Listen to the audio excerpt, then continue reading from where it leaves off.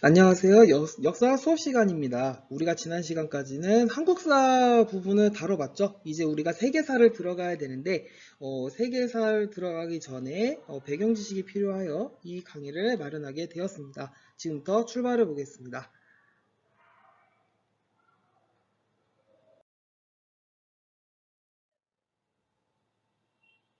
자, 오늘 강의의 챕터는 총 4가지입니다. 일단 첫 번째로는 이 강의를 만들게 된 기획 의도, 두 번째로는 봉건제도란 무엇일까? 세 번째는 장원과 이 농노의 삶, 네 번째는 중세 당시 유럽 사회를 지배하고 있었던 중세의 크리스트교에 대하여 알아볼 것입니다. 그 다음 그 첫 번째로 우리는 오늘 기획 의도부터 알아보도록 하죠.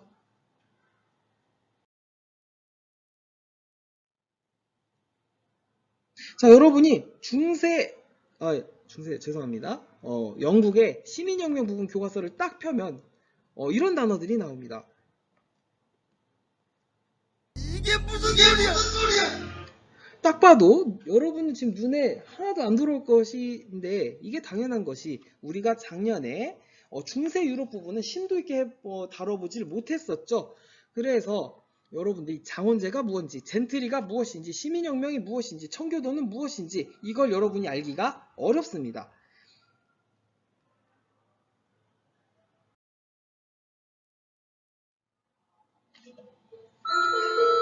자, 그렇다면 이것들을 우리가 알기 위해서는 그럼 어느 시대로 가야 하느냐? 중세로 가야 합니다. 중세 유럽 사회가 어떤 모습이었는지를 알아야지 여러분들이 시민혁명이라든지 다음에 프랑스 혁명이라든지 이런 메커니즘을 잘 이해할 수가 있다는 거죠. 그래서 중세 유럽이 어떤 모습이었는가 가보도록 하겠습니다.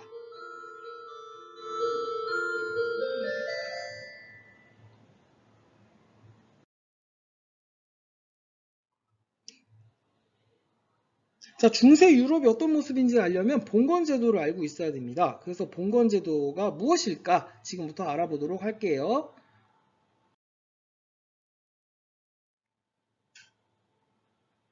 자, 봉건제도란 일단 뭐를 의미하느냐면은 토지를 매개로 죽음과 봉신 사이에 맺어지는 관계를 의미합니다. 여기서 중요한 거는 뭐를 기반으로 하느냐, 여기는 토지를 매개로 한다는 점입니다. 그리고 누구와 누구 간의 관계이냐, 죽음과 봉신 사이에 맺어지는 관계라는 겁니다. 그래서 봉신, 누군가를 임명한다는 뜻입니다. 그래서 봉자, 그 다음에 토지를 매개로 맺어지는 관계, 토지를 매개로 세워지는 관계, 그래서 봉건제도라고 합니다. 이 봉건제도는 그럼 어떤 구조를 지니고 있느냐? 봉건제도가 달성되려면 두 가지가 충족이 되어야 합니다. 일단 첫 번째로는 주종제도, 두 번째로는 장원제도인데 이 두 가지가 지탱이 되어야지만 봉건제도가 유지가 될 수가 있습니다. 그래서 주종제도와 장원제도를 여러분이 잘 기억해 두시기 바랍니다. 그럼 지금부터 주종제도부터 알아보도록 할게요.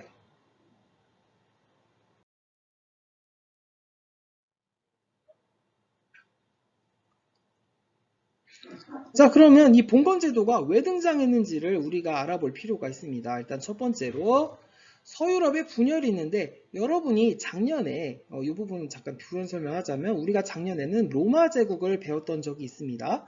이 로마 제국이 멸망하고 난 다음에 지금의 프랑스 일대에 프랑크라고 하는 프랑크 왕국이 있었어요. 이 프랑크 왕국이 로마 제국 버금갈 정도로 강력한 세력을 가지고 있었지만 이 프랑크 왕국이 세 개 나라로 쪼개지게 됩니다. 강력한 국가가 없어진 거죠. 이 틈을 누가 파고들었냐면 지금의 중동 지방에서 성장하고 있던 이슬람 세력과 그 다음에 지금의 독일이라든지 폴란드 일대에 살고 있던 이민족들이 쳐들어오게 되면서 이게 중앙정부가 제 역할을 못하는 상황에 이르게 됩니다. 그러면 이제 각 지역에 살고 있던 이 유럽자들은 어떤 생각을 가지게 되느냐? 일단은 우리 동네는 우리가 지켜야 돼. 중앙정부는 아무것도 도와줄 수가 없어. 우리는 나를 중심으로 뭉쳐라. 그러니까 유럽자들 중심으로 이제 세력이 형성이 되게 되고, 그러니까 실제 이제 무력을 행사할 수 있는 기사들도 우리를 먹여주고 재워주고 우리를 컨트롤할 수 있는 강력한 사람을 주군으로 모시자, 이런 마인드를 가지게 됩니다. 그 결과 뭐가 형성이 되었느냐면 이 주종관계가 형성이 되었습니다. 주종관계 알아보도록 할게요. 일단 주종관계는 아까 얘기는 이 기사계급을 포함한 이 전사계급이 서로 주군과 봉신의 관계를 맺는 걸 이걸 주종제도라고 합니다. 근데 이 주종제도는 주군도 의무가 있고 봉신도 의무가 있습니다. 일단 주군은 어떤 의무를 지니느냐? 자기를 떠받드는 봉신과 그 봉신이 다스리고 있는 영토를 보호할 의무가 있습니다.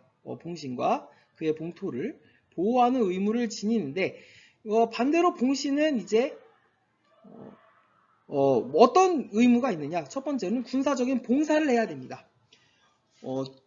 자기 주군이 전쟁터에 나갈 때는 반드시 그에 맞는 병력을 지원해 줘야 되고요. 두 번째로는 경제적인 지원이 있습니다. 꼭 전쟁이 아니더라도 일정 시기에 공물을 바쳐야 되고요. 마지막으로는 주군의 자문적 요구에 응해야 됩니다. 주군이 어떤 중요한 결정을 내려야 될 시기가 왔을 때 그때 가신도 그에 맞는 현명한 대안을 제시할 수 있어야 됩니다.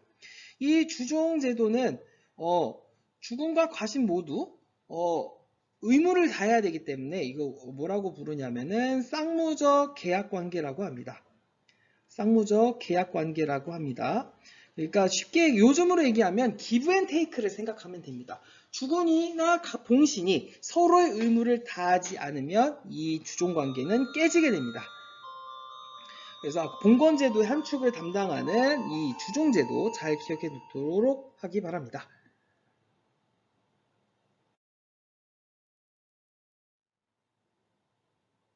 자, 우리 이제 방금 전에 봉건제도 중에서도 주종관계에 대해서 알아봤고, 이제 장원제도에 대해서 알아볼게요.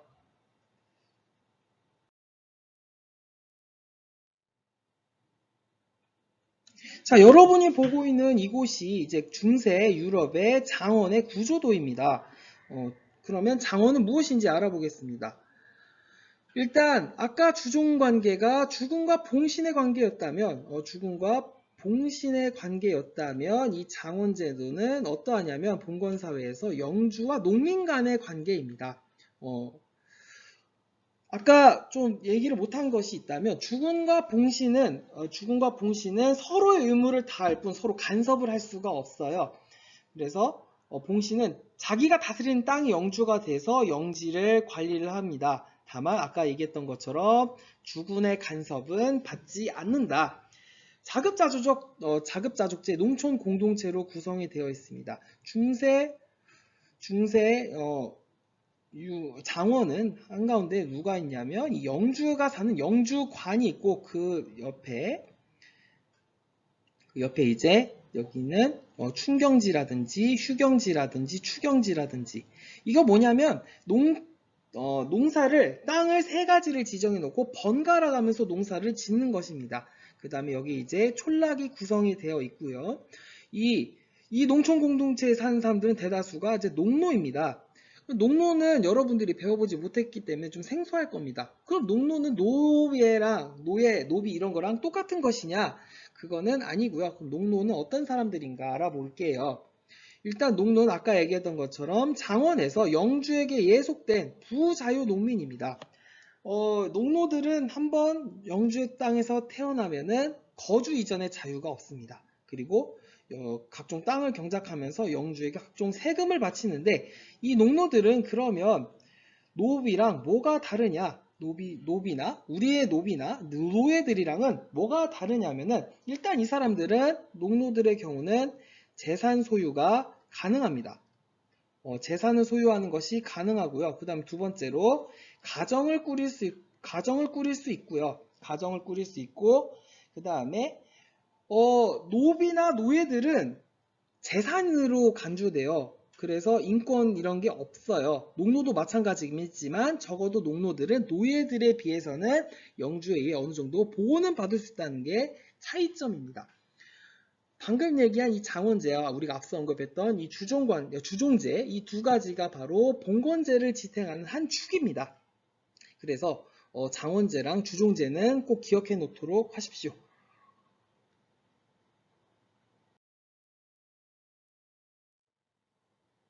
자, 그 다음에 마지막으로 크리스트교입니다. 중세 크리스트교. 지금도 크리스트교는 전 세계에서 이름 있는 종교 중 하나이지만 유럽 사회에서 크리스트교는 정말 절대적인 위치를 가지고 있었습니다. 자세히 알아보도록 하겠습니다.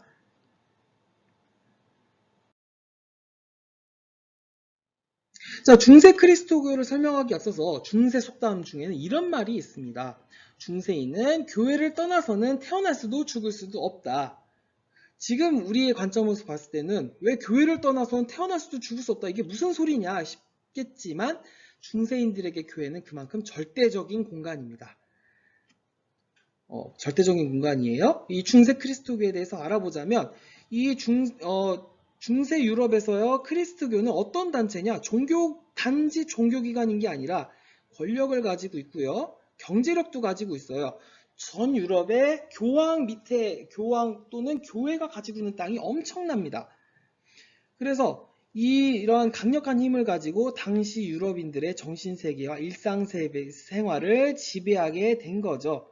그래서 어떤 정도냐면은 출생신고도 교회를 통해서 해야 되고요. 사망신고도 교회를 통해서 해야 됩니다. 그만큼 유럽인들에게 교회가 정말 절대적인 위치를 차지하고 있다. 이렇게 볼 수가 있겠습니다. 하지만 중세도 사람들이 살던 공간이다 보니까 뭐가 발생하냐면 교회에 타락이 발생한다는 점입니다. 우리가 이제 성당을 생각해보면 성당에 있는 성직자들은 혼인이 불가능하죠. 물론 교파마다 좀 다른 건 있습니다. 하지만 성직자들이 결혼을 한다든지 성직을 매매한다든지 이제 교회의 직책을 사고 파는 걸 성직 매매라고 합니다. 그러니까 이렇게 초창기와 비교했을 때 교회가 타락을 하다 보니 이래선 안 된다. 하느님의 말씀을 잘 따를 수 있도록 우리가 교회가 정신 똑바로 차려야 된다. 이러한 수도원 중심의 개혁운동이 발생하게 됩니다. 아까 얘기했던 것처럼 중세 크리스토교가 정말 강력한 힘을 가지고 있다고 했는데 그거를 단적으로 보여주는 사건이 무엇이냐면 바로 카노사의 굴욕 사건입니다.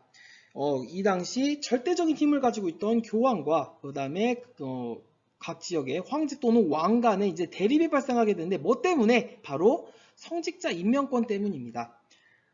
교황이 가장 최고 정점에 서서 각지의 교회에 있는 교회에 성직자들을 임명할 수 있는 권한이 있는데 이거를 두고 왜 교황이 임명을 하느냐? 우리 지역 교회 성직자는 우리가 임명하겠다. 이렇게 성직자 임명권을 두고서 교황과 황제 간에 대립이 발생하게 됩니다. 이때 정면 충돌했던 대표적인 사건, 아까 얘기했던 카노사의 굴욕인데 이 당시 교황 그레고리우스 7세가 전 유럽에 있는 교회 성직자들은 우리가 교황이 임명해야 된다. 근데 여기에 있는 황제 하인리 4세는 무슨 말이냐? 각 지역에 있는 성직자들은 그 나라의 황제 또는 왕이 임명한 것이 당연하다. 이 두 개가 정면 충돌하게 됩니다. 근데 이 교황에게는 당시 강력한 무기가 하나 있습니다. 바로 파문. 쫓아내는 겁니다. 너는 그리스도교인이 아니야. 너는 이제 그리스도교인이 아니니까 너는 꺼져. 파문을 선언한 겁니다. 지금은 까짓것 내가 교회 안 나가고 말지 이러면 되지만 이때 아까 얘기했던 것처럼 중세인은 교회를 떠나서도 죽을 수도 없어요. 그러니까 암만 강력한 힘을 가진 황제라 하더라도 너 이걸 당하게 되면은 주변에 자기 밑에 영주들도 자기 밑을 떠날 것이 뻔합니다. 파문당한 사람은 우리가 왜 따라? 이렇게 되거든요. 그래서 황제가 정말